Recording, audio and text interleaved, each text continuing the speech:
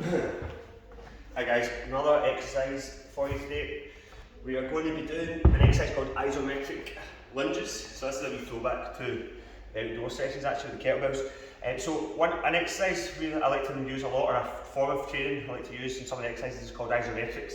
For anyone that doesn't know that, basically just means you're holding a position. So the muscle's contracting, but it's not moving, it's just holding a certain position. So we did it, for example, the wall squats, holds, that's an example of an isometric.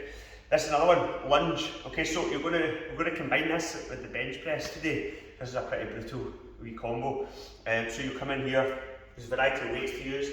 Again, this doesn't necessarily have to be a weight, you can even just get into the position, which I'll talk to you about in a second. So what you're going to do is you're going to go into a lunge. So you're going to bend both knees simultaneously, so that this knee's at 90 degrees, that knee's at 90 degrees. What a narrow stance.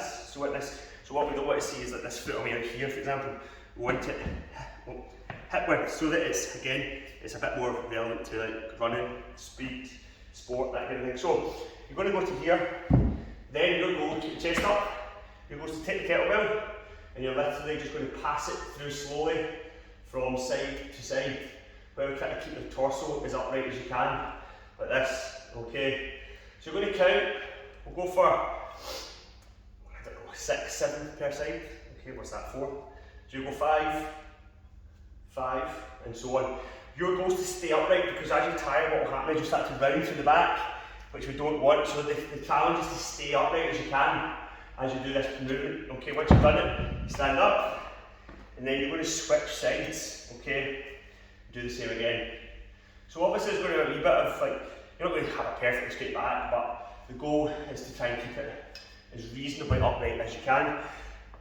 One thing I forgot to mention in the trap bar deadlift demo, which is relevant to this exercise too, is when you're doing the trap bars, one thing we're going to look out for is make sure your knees don't cave inwards. So we want to avoid that.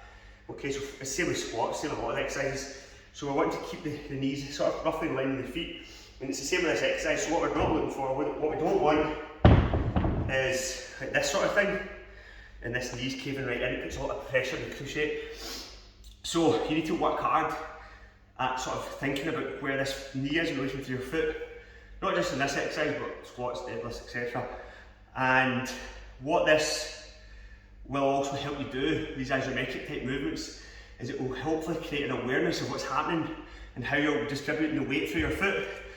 So what I tend to sort of commonly recommend when you're doing these sort of isometrics is we're looking for something, probably a tripod foot it's called. So